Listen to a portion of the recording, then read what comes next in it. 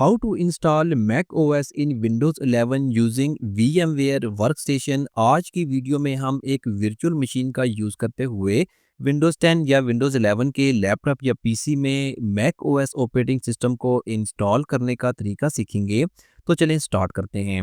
हमें दो चीज़ों की ज़रूरत पड़ेगी, एक है मैक ओएस की ISO फाइल और सेकंड VMware वर्कस्टेशन। तो पहले देखते हैं कि कैसे हम मैक ओएस की ISO फाइल को डाउनलोड कर सकते हैं।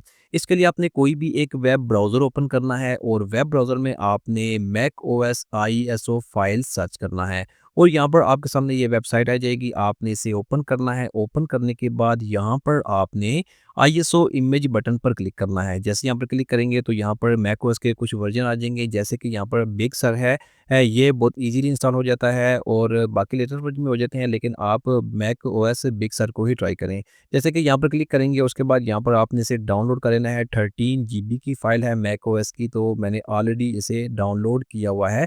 यहाँ पर देख सकते हैं मैंने मैक ओएस की ISO फाइल को ऑलरेडी डाउनलोड किया हुआ है।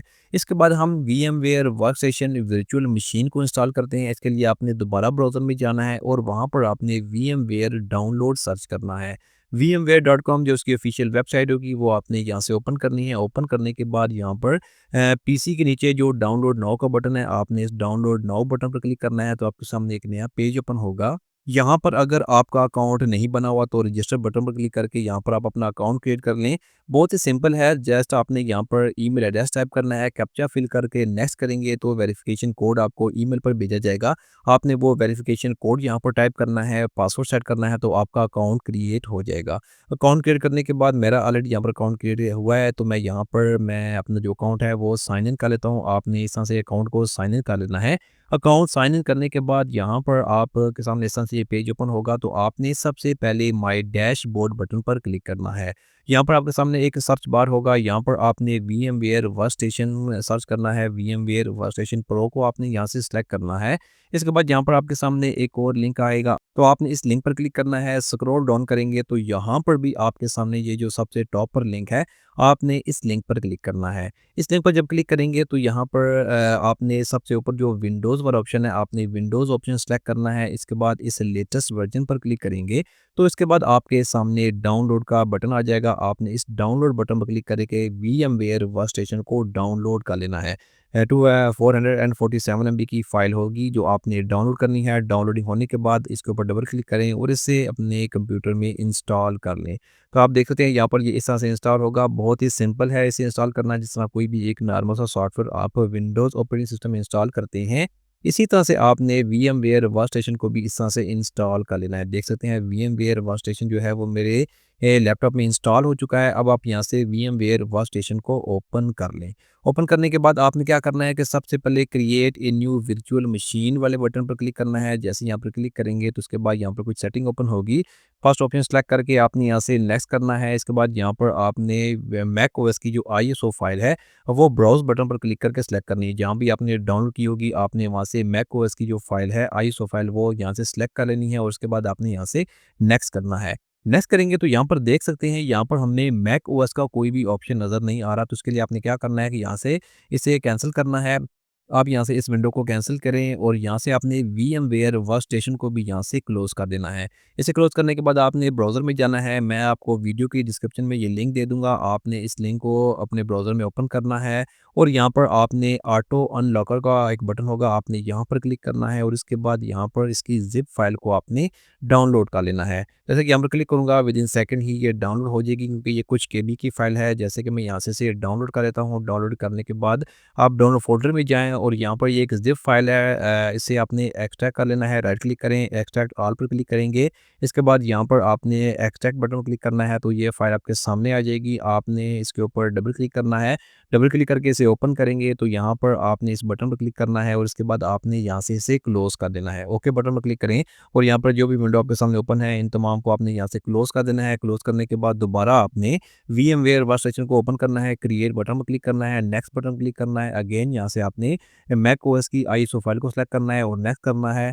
और अब यहाँ पर देख सकते हैं कि एप्पल मैक ओएस का ऑप्शन आपको यहाँ पर मिल जाएगा। तो उसके बाद आपने यहाँ से एप्पल मैक ओएस को सिलेक्ट करना है और उसके बाद यहाँ पर जो भी वर्जन इंस्टॉल कर रहे हैं, जैसे कि मैं 11 इंस्टॉल कर रहा हूँ, तो आपने यहाँ से वो सिलेक्ट करना है और नेक्स्ट बटन पर क्लिक करना है। यहाँ पर आपने वर्चुअल मशीन का नेम टाइप करना है, जैसे कि मैं मैक ओएस टाइप करता हूँ और उसके बाद यहाँ पर लोकेशन बताई गई है कि आपके ये यूज़र फ़ोल्डर में इंस्टॉल होगा, लोकेशन चेंज भी कर सकते हैं और उसके बाद आपने यहाँ से नेक्स्ट करना है। नेक्स्ट करने के बाद यहाँ पर जैसे कि डिस्क साइज़ है, मैं 80 जीबी ही रखता हूँ, आप ज़्यादा भी रख सकते हैं। सेकंड ऑप्शन आपने यहाँ से सिलेक्ट करना है और नेक्स्ट बटन पर क्लिक करना है। कस्टमाइज़ हार्डवेयर पर जब जाएँगे तो यहाँ पर आपने रैम सेलेक्ट करनी है, जैसे कि मैं 6 जीबी रैम यहाँ पर इसके लिए सेलेक्ट करूँगा और इसके बाद यहाँ पर आपने डिस्प्ले में जाकर एक्सेलेरेटर 3D ग्राफिक को सेलेक्ट करना है और क्लोज़ कर देना है। इसके बाद आपने यहाँ से फिनिश बटन पर क्लिक करना है। तो अब आपने क्या करना है कि यहाँ पर ऊपर जो प्ले का बटन है, आपने इस प्ले बटन पर क्लिक करना है। जैसे ही प्ले बटन पर क्लिक करेंगे तो यहाँ पर मैक ओएस ऑपरेटिंग सिस्टम जो होगा वो आपके सामने इंस्टॉलेशन के लिए ओपन हो जाएगा। सबसे पहले आपने यहाँ से लैंग्वेज सेलेक्ट करनी है, नेक्स्ट बटन पर क्लिक करना है और उसके बाद आपने यहाँ से ये डिस्क यूटिलिटी को ओपन करना है। डिस्क यूटिलिटी ओपन करने के बाद यहाँ पर आपने सबसे टॉप पर जो यहाँ पर ड्राइव है ये सेलेक्ट करनी है। इसको आपने यहाँ से इरेज़ कर देना है। इरेज़ बटन पर क्लिक करेंगे, यहाँ से आप इसका नेम चेंज कर सकते हैं और यहाँ से आपने इरेज़ बटन पर क्लिक करना है, तो विदिन 5 सेकंड्स में ही ये आपकी ड्राइव जो होगी वो इरेज़ हो जाएगी। इसके बाद आपने यहाँ से डन करना है और डिस्क यूटिलिटी को आपने यहाँ से क्लोज़ कर देना है। उसके बाद आपने इंस्टॉल मैकओएस बटन पर क्लिक करना है। इसको सेलेक्ट करेंगे, इसके बाद आपने यहाँ से कंटिन्यू पर क्लिक करना है। अगेन यहाँ से कंटिन्यू पर क्लिक करेंगे, एग्री करेंगे। एग्री करने के बाद यहाँ पर ड्राइव को सेलेक्ट करना है और कंटिन्यू पर क्लिक करना है। तो यहाँ पर आपका मैकओएस ऑपरेटिंग सिस्टम जो होगा वो इंस्टॉल होना स्टार्ट हो जाएगा। यहाँ पर आपने 20 टू 25 मिनट तक आपने वेट करना है। तो उसके बाद आपका ये सेटअप कंप्लीट हो जाएगा। इसके बाद आपका जो वीएमवेयर वर्कस्टेशन का वो रीस्टार्ट होगा और जो इस ये प्रोसेस है यहाँ पर आपने तकरीबन 30 से 35 मिनट तक वेट करना है। इसके बाद ये कंप्लीट होने के बाद दोबारा से यहाँ पर सिस्टम रीस्टार्ट होगा। आपने यहाँ से अपने जो रीजन है वो सिलेक्ट कर लेना है। रीजन सेलेक्ट करने के बाद यहाँ से आपने कंटिन्यू करना है। कंटिन्यू करने के बाद अगेन यहाँ से कंटिन्यू बटन पर क्लिक करेंगे। नॉट नाउ कर देते हैं, ये कुछ बेसिक सेटिंग है, ये आपने कर लेनी है। इसके बाद मैं यहाँ से कंटिन्यू करता हूँ, नॉट नाउ करता हूँ। एप्पल आईडी आप बाद में भी यहाँ पर ऐड कर सकते हैं, इसलिए मैं यहाँ पर एप्पल आईडी वाला ऑप्शन जो है वो स्किप कर देता हूँ। इसके बाद आपने यहाँ से टर्म्स एंड कंडीशन को एग्री करना है। एग्री करने के बाद यहाँ पर फुल नेम टाइप करें, जैसे कि मैं यहाँ पर अपने चैनल का नेम टाइप करता हूँ, आप अपना नाम भी लिख सकते हैं। इसके बाद यहाँ पर आपने मैकबुक का जो लॉगिन पासवर्ड है मैकओएस का वो आपने यहाँ पर टाइप करना है और कंटिन्यू बटन पर क्लिक करना है। कंटिन्यू पर क्लिक करेंगे, अगेन कंटिन्यू पर क्लिक करेंगे। मैं यहाँ पर कुछ इसके सेटअप जो है वो स्किप करता हूँ, उसके बाद आपने यहाँ से कंटिन्यू करते जाना है, क्योंकि ये कुछ बेसिक सेटिंग है जो आप बाद में भी कर सकते हैं और इसलिए मैं यहाँ पर कुछ जो है वो स्किप कर रहा हूँ। अगेन यहाँ पर कंटिन्यू बटन पर क्लिक करेंगे तो यहाँ पर मैकओएस आपके सामने आ जाएगा। अब यहाँ से अब हम इसकी जो फुल स्क्रीन सेटिंग है वो कर लेते हैं। आपने यहाँ पर फाइल में जाकर एग्जिट करना है, पावर ऑफ कर देना है। पावर ऑफ करने के बाद दोबारा से आपने एक वेब ब्राउज़र में जाना है। इसका लिंक भी मैं आपको वीडियो की डिस्क्रिप्शन में दे दूँगा। आपने इसे ओपन करना है। 3.2 एमबी की फ़ाइल होगी जो आपने डाउनलोड करनी है। डाउन करने के बाद आपने यहाँ पर देख सकते हैं ये फ़ाइल डाउनलोड हो चुकी है। आईएसओ फ़ाइल है जो जिसका साइज़ 3 एमबी है। इसके बाद आपने क्या करना है कि दोबारा से यहाँ से आपने वीएमवेयर वर्कस्टेशन को ओपन करना है। इसकी जो सेटिंग में जाना है, यहाँ से आपने इसकी सेटिंग ओपन करनी है। सीडी डीवीडी वाले ऑप्शन में जाना है। यहाँ से आपने ब्राउज़ बटन पर क्लिक करके जो आईएसओ फाइल अभी आपने डाउनलोड की थी डार्विन वाली, आपने वो फाइल यहाँ से सिलेक्ट करनी है। ओके बटन पर क्लिक कर देना है। ओके पर क्लिक करने के बाद यहाँ से दोबारा आप मैक ओएस ऑपरेटिंग सिस्टम को ऑन करें। जैसे कि मैं यहाँ पर मैक ओएस ऑपरेटिंग सिस्टम को ऑन करता हूँ। ऑन करने के बाद यहाँ पर आपके सामने वीएमवेयर का जो टूल आ जाएगा, आपने इसके ऊपर डबल क्लिक करके इसे इंस्टॉलेशन के लिए ओपन कर लेना है। डबल क्लिक करेंगे, अगेन आपने यहाँ पर इंस्टॉल वीएमवेयर टूल के ऊपर डबल क्लिक करना है और उसके बाद ये इंस्टॉलेशन के लिए आपके सामने आ जाएगा। कंटिन्यू करें, इंस्टॉल बटन पर क्लिक करेंगे। यहाँ पर आपने जो लॉगिन पासवर्ड था वो टाइप करना है। इंस्टॉल सॉफ्टवेयर करेंगे, उसके बाद आपके सामने यहाँ पर ओपन सिक्योरिटी प्रेफरेंसेस का ऑप्शन होगा, आपने यहाँ पर जाना है और उसके बाद यहाँ पर आपने अनलॉक करना है। अनलॉक करेंगे, पासवर्ड देंगे जो पासवर्ड किया था और उसके बाद आपने यहाँ से इसे अलाउ करना है। अलाउ करेंगे तो उसके बाद आपने यहाँ से रीस्टार्ट करना है, तो आपका जो सिस्टम होगा यहाँ पर रीस्टार्ट होगा। यहाँ से आपने कैंसिल करना है। कैंसिल करने के बाद आपने यहाँ से ओके बटन पर क्लिक करना है।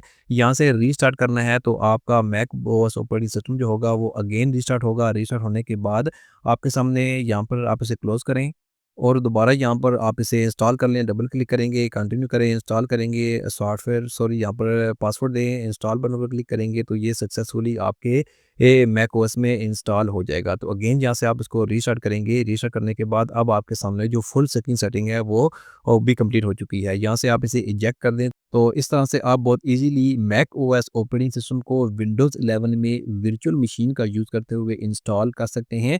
अब आप इसे एक नॉर्मल मैकबुक की तरह इस्तेमाल कर सकते हैं। जब आप चाहें वर्चुअल मशीन में जाकर ओपन करें और इसे एक मैकबुक की तरह यूज़ कर सकते हैं। Thanks for watching this video.